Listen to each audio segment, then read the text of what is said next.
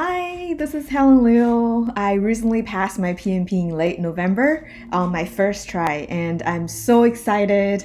And I really want to share with you my exam tips, study strategies, and hope that you would pass your exam on your first try.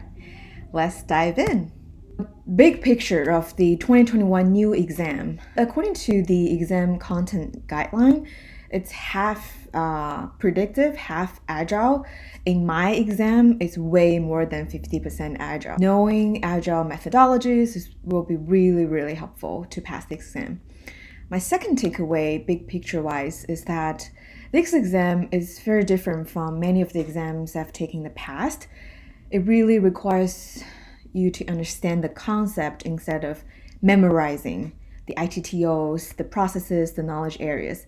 Like many PMP experts have emphasized this point, and I myself, going through this process, cannot agree more that understanding the concepts are more important than memorizing. Now, the third tip is that committing to the study process. This is really mental. Like once I've decided, okay, this is the project I'm going to commit to, I've make sure that I project manage my process as a project manager in terms of what is my goal, how much time I'm willing to spend, and also balancing a full-time day job.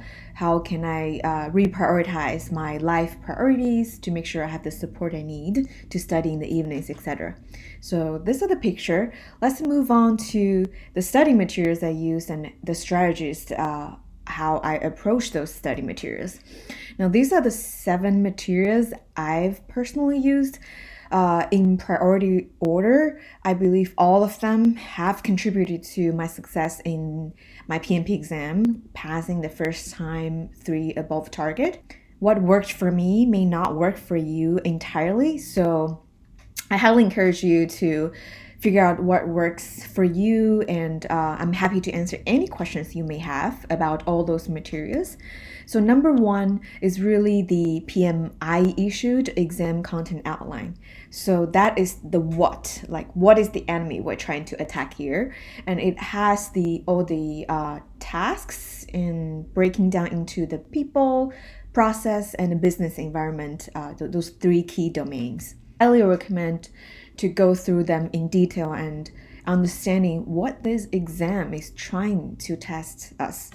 Now, the second study material is one of the most important, which is the Agile Practice Guide.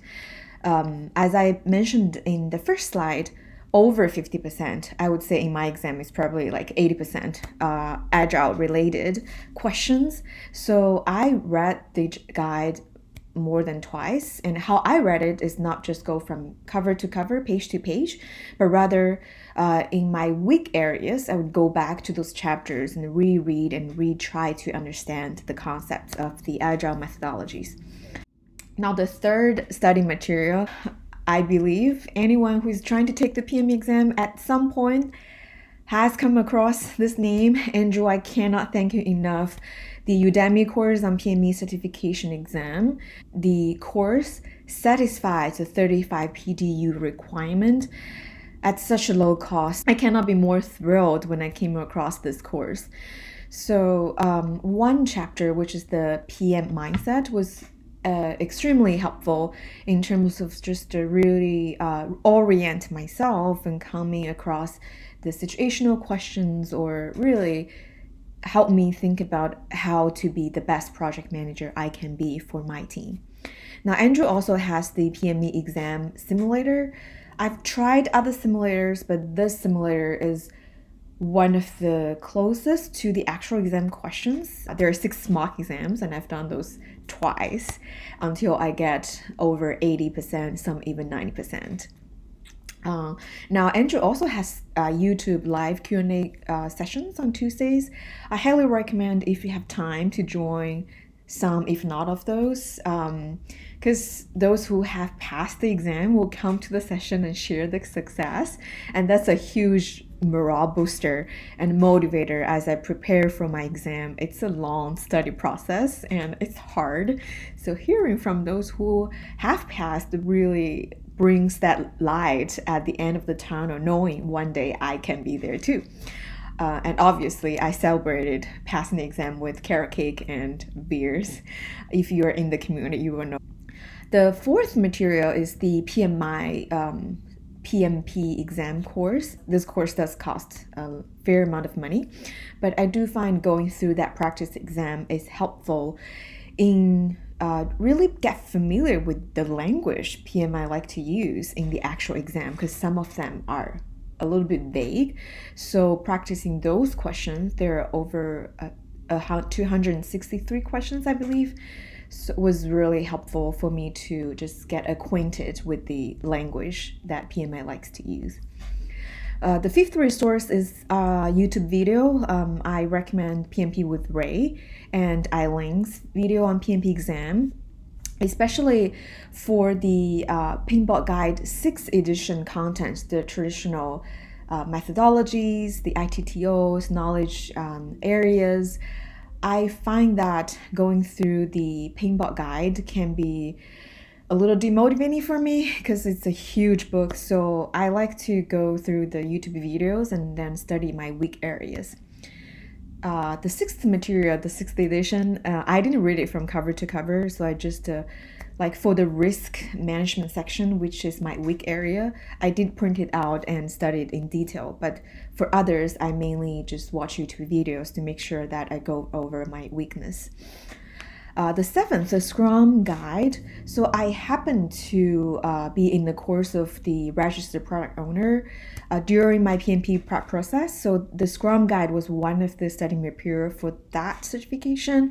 And I find that the Scrum Guide is more specific and lists all the Scrum events very clearly compared with the Agile Practice Guide. So given the exam is mostly Agile, I would recommend if you have time. It's a free download from their website. So these are all the materials that I find very helpful for me to pass my exam on the first try. And let me know if you have any questions, and happy to answer any related to one specific study material. Now, the last tip I want to share is really about the exam itself. So these are the 4 things I find helpful for me. Number 1, the PM mindset is really the key to nail the exam. For any question, really, ask, what would a servant leader do in this situation?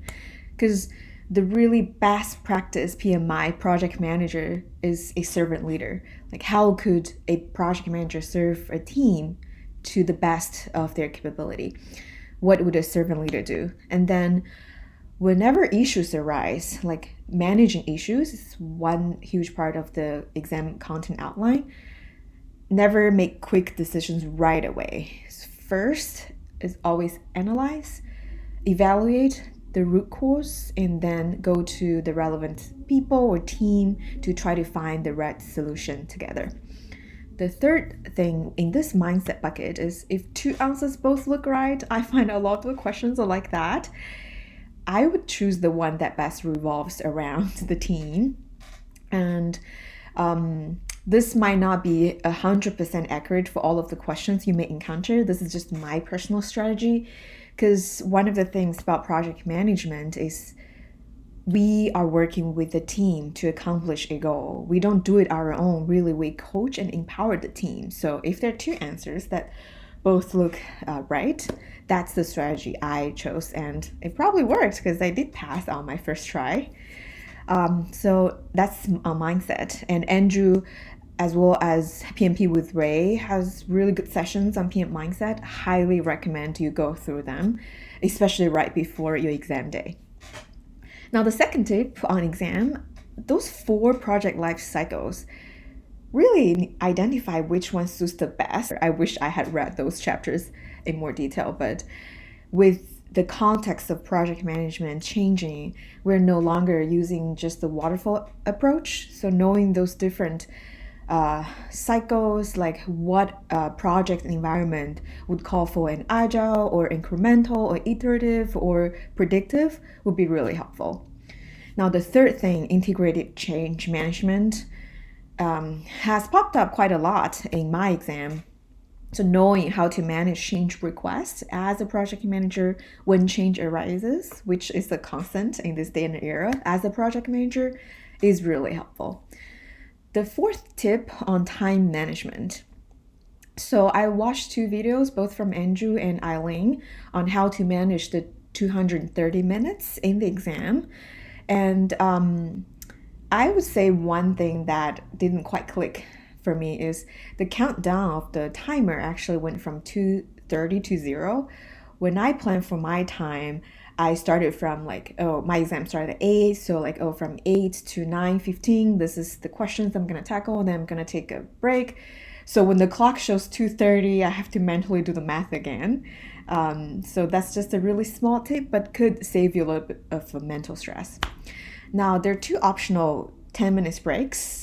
Please take it. I take both of them. I did some jumping jacks. I went to the bathroom. I forgot if I snacked, but having those breaks really helpful because 230 minutes is a long time and 180 questions are a lot for your brain. So take the break.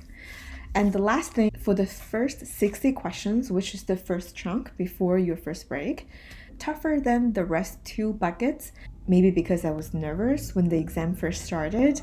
And then I was trying to focus, trying to get into the zone. And fun fact, a spider just popped out in the room. I was taking my exam at home, so that added the stress in the first 60 questions. So just be mentally prepared for that. I think it would reversely help you calm down. These are the exam tips I find helpful in helping me pass on the first try. Thank you for watching this video. I hope those resources and strategies are helpful for you as well. And let me know if you have any questions or if there are any other topics you would like to see that I could make another video for you. Wish you pass on your first try. Good luck! You got this. You got this. You got this.